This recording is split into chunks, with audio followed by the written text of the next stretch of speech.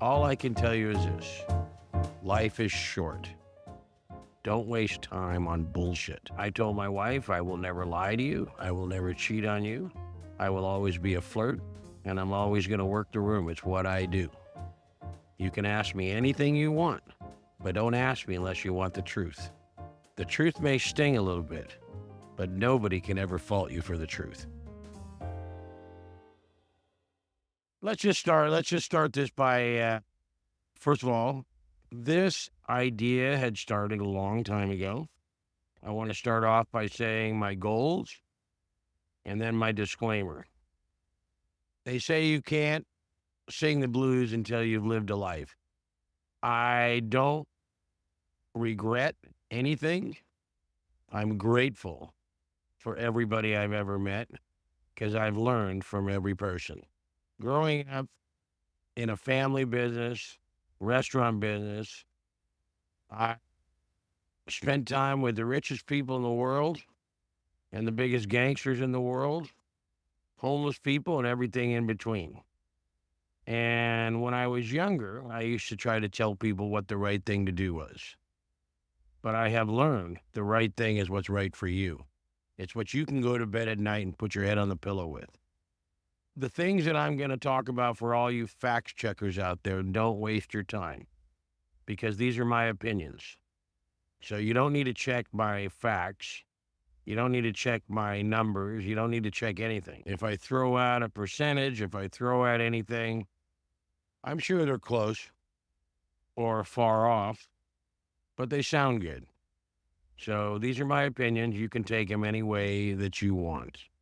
The other second part of that beginning statement is the definition of becoming an adult is one word: accountability. Paying the full price for your actions, not so good, and getting the full reward for the good choices you make. I used to use the word mistakes, but Jennifer taught me there's no mistakes. It's a choice. You make good choice or a bad choice. When my son was 15 years old, he found an empty vial of cocaine in my car. I could have told him that it was somebody else's, but I couldn't lie to him. And accountability is so powerful. Getting totally rewarded for making a good choice and paying the full price for a bad one. Now, in one of my segments, I want to talk about when my son was an addict, I spent almost my life savings trying to help him. And everybody would tell me, don't give him money, he'll kill himself. Don't put him in an apartment, he'll kill himself. Do this, do that. I will never tell anybody what to do. I will give you my life experiences, but as a parent, you have to do what you think is right. I always felt if I just kept him propped up, eventually he would get it. The last thing that happened, he called me on the phone. He said, can you come pick me up? I said, call me when you're sober a year. And it was the first time that I hung up the phone, and I had no guilt, no remorse. And had it not been for my father passing away in the middle of the 11th month, I wouldn't have talked to him for a year. And I'm glad, not glad that my father passed away, but I'm glad that I did what I did. I truly believe if I'd have cut him off 5 years ago, he'd have been dead or in jail. But maybe that's me justifying the way I handled it. You know, you have to be self-aware, hold yourself accountable. My son just graduated at the top of his class from nursing school. He's been sober 3.5 years. He's married, just had his second baby. I couldn't be more proud of him. And I said, when you're totally independent and you don't need anybody else for anything, you can do what the hell you want. But as long as you need people to survive, you have accountability. It's the truth. So, do I embrace everything I went through and learn from it? Yeah. There's things maybe I might have done different, but everything I went through in life, I embrace. How about if we just held ourselves accountable? Stop worrying about everybody else. Hold yourself accountable. There's a lot more things in another episode we'll talk about. So I'm going to move on from that.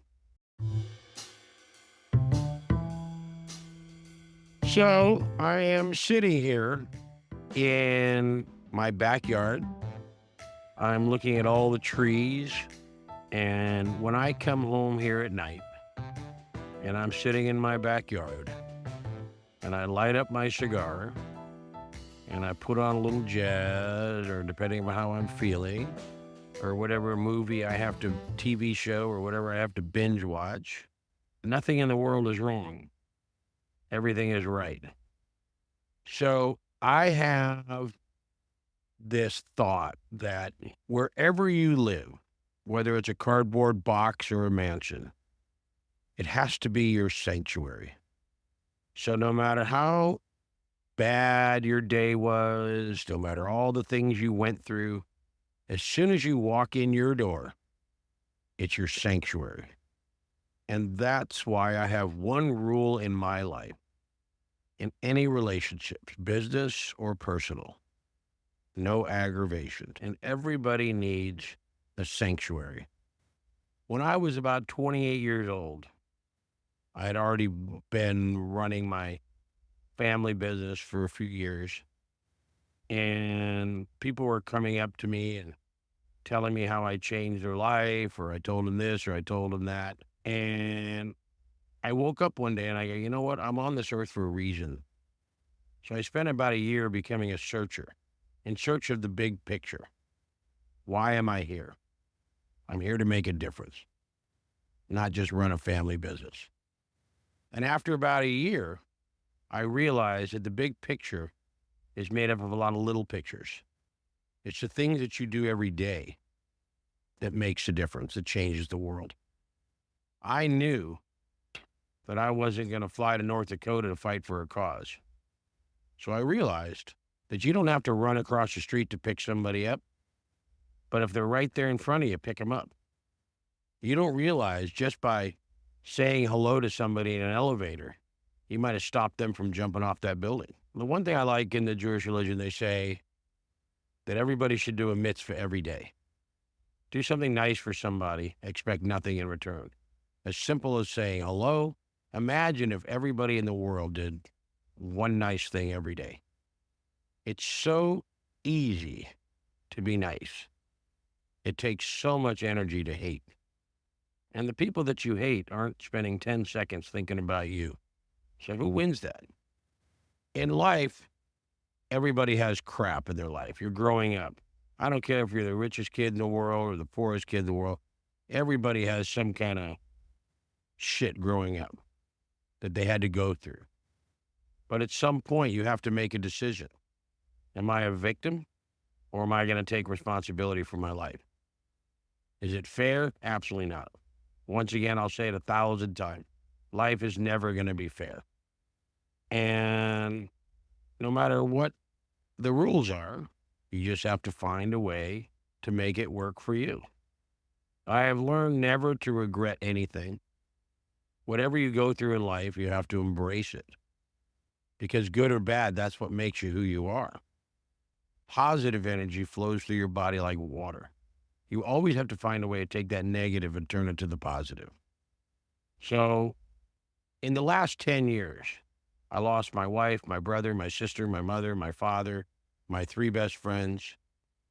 And with the passing of each person, I try to find something about them that I can better my life with, as a way to take that negative and turn it to the positive. When my mother's cancer came back, she came up to me and said she was pissed off. She wasn't pissed off that the cancer came back. She was pissed off about the way people supposedly treated her 30 years ago and how she did not handle it right in her mind. And that's when I learned about negative energy. I said, Mom, you got to get up every day and thank those people that treated you like shit, because that's going to give you the strength to go through what you have to go through. Every minute of every day that you waste thinking about them is time that you can't get back. And if you remember, no matter how much money you have, I don't care if you're a billionaire, there's only one thing that you cannot buy, and that's time. You can't buy a second of time. So regret is a waste of time. Worrying is a waste of time. Look back what you worried about a year ago. Why did I waste 1 second worrying? I would say the only great thing I ever learned from my father-in-law was the definition of worry. Paying for a debt that has not yet been incurred. So whether you're Paul Allen, Steve Jobs, they had all the money in the world, but they couldn't buy a second of time. If you work on an hourly wage, every day that you waste worrying about how somebody has it better, it's not going to change. Not everybody's entrepreneurial. Not everybody's going to be a YouTuber, a gamer, or this or that. All of a sudden, there's no honor in being a TV repairman or a mechanic. Why not? We live in this edited world, and everybody thinks that they have this, everybody else has a perfect life with them. But the truth be told is, and a lot of things we're going to talk about over our episodes, whatever your problems are, they are not unique. They are only tragic because they're happening to you at this moment. And we have lost that human connection. We make these relationships in our life. Your family, brother, sister, mother, father, your wife, your best friend. If you can't 125% trust somebody, you can't 125% love somebody. We have to have people in our life, someone that we can lay our shit out to, not to be judged, not to solve the problem, but just so you're not carrying the weight of the world on your shoulders, thinking you're the only one with a problem. And I really think that that's a lot of reason why we have so much anger and hate in the world. Because I think everybody's looking at what they think everybody else has. And if you remember that money is like any other drug, if you're not happy when you're poor, you're going to be 10 times more miserable when you're rich.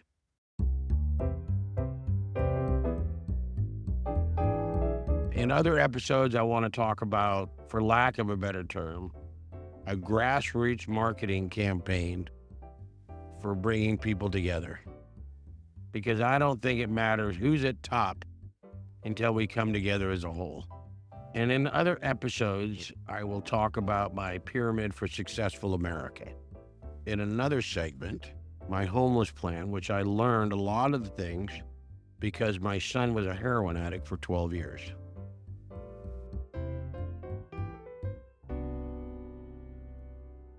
Everybody's worried about who's going to be the president.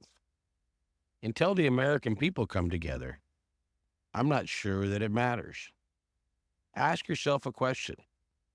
In your adult life, since you've been old enough to vote, when has any one president changed your life personally? Interesting question. How many politicians are true statesmen? Who's in it just to help the people? Think about this. We have a statistic for everything.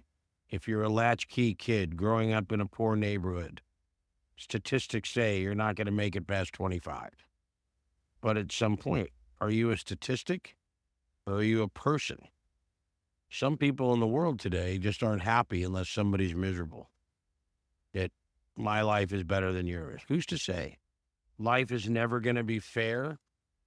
We can reshuffle the deck every 10 years, but it's still never going to be fair. If we can remember that since the beginning of America, every race, every religion, every gender has had their oppression and genocide in this country alone. Do I feel bad about the way things have happened over the last couple 100 years? There are things that aren't right in history.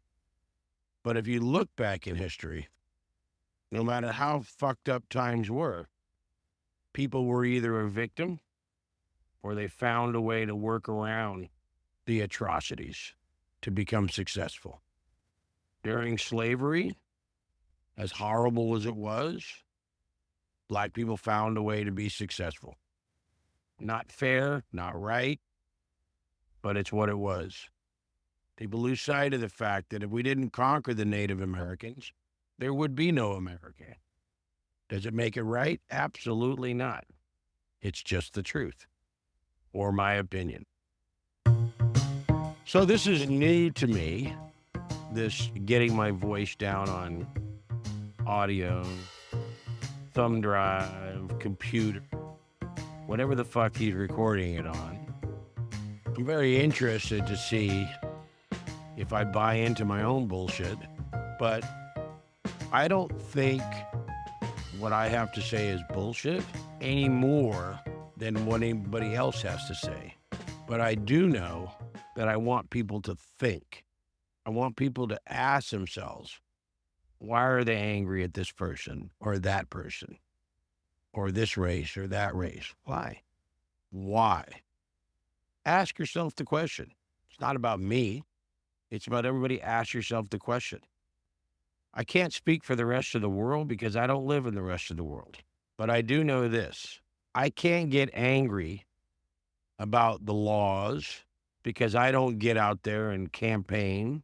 I don't get out there and fight for a cause. So whatever comes my way, I vote. And whatever comes my way, I just have to take what comes my way and figure a way to work through it. You know, I think that, unfortunately, we live in a soundbite and Snapchat world. We see one thing and we blow up that as our platform. But how many people, when they see something on social media, actually research it? Where did it come from? Who wrote it? Who's behind it?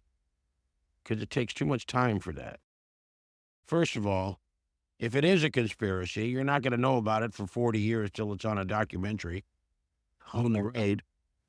And from what I have read, there's a small group of people in the country that actually run the country, and we don't really know. But that's just an opinion, because that's way above my pay grade. But if you believe in something, I'll give you an example. My girl Jennifer, who I got lucky for the second time in my life. First my wife, Kelly, and now Jennifer. She's an amazing woman. In the last election, she liked Pete Buttigieg. She signed up. She went door to door. She campaigned for him. Whether I agreed with her or not, she got out and did something. Who do you know that gets out there and did something? What do you stand for? And what are you willing to do? And are you informed enough to have a conversation? I have a friend of mine I haven't spoke to for a couple of years. I love him. I grew up with him. And he was so far right, he couldn't see anything. So he'd get up and he'd be ranting and raving about this and that. And the other was done. I go, okay, what are you going to do? Nothing? Then shut the fuck up and take what comes your way. Now, if you want to get involved for something you believe in, great. I will respect it. We have lost the ability to agree to disagree in this country. If you are a neo-Nazi and you open your mind and hear what I have to say and take it in and still feel the same way, I will respectfully agree to disagree. However, I will only respect it if you hear all sides of it, whatever it is. If you believe the street sign on your corner should be moved, why? Listen to the other guy say, why not? Then make an informed decision. Ask themselves, have I done all my homework? Have I heard all sides of the story? What makes sense to me? Whatever you're involved in, are you doing it to better your life? And if it happens to better the life of the others, so be it. Or are you doing it to better the lives of everybody? And if you happen to benefit from it, great. All I can tell you is this. Life is short. Don't waste time on bullshit. I'm fortunate enough to work hard. And I'm not saying everybody doesn't work hard. It's just some people are less fortunate. I didn't get out and fight one way or the other so I could pay less health insurance. I paid it. It's what it is. I've been paying taxes since I was 12 years old. It's like, wow, now I get something out of it. But whatever you want out of life, if there's life after death, it's a bonus, but don't bank on it. So what are you doing to better your life, your family's life? What's important to you? How do you want to be remembered, or do you care? Everybody's different. So I think I've given you guys a broad strokes of what this podcast is about. This podcast, for a working title, will be My Son the Philosopher, because that's what my father used to call me. And I will talk about him in another episode. My mother, I learned a ton from her. I will talk about that in another episode. It's not an Oedipus complex or a mother issue, but this is our first day. I just want people to remember a few things before I sign off today. I want to go back to think about how we can get ourselves to the point where we can agree to disagree.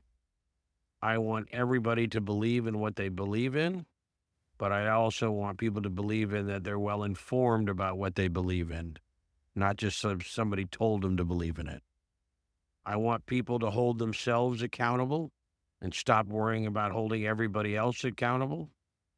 I want people to realize how much energy it takes to hate. It's so easy to be a good human being. It takes so much energy to hate. And the people that you hate aren't spending 10 seconds thinking about you. So I thank you for listening, and I'll see you next week. We'll see what I come up with.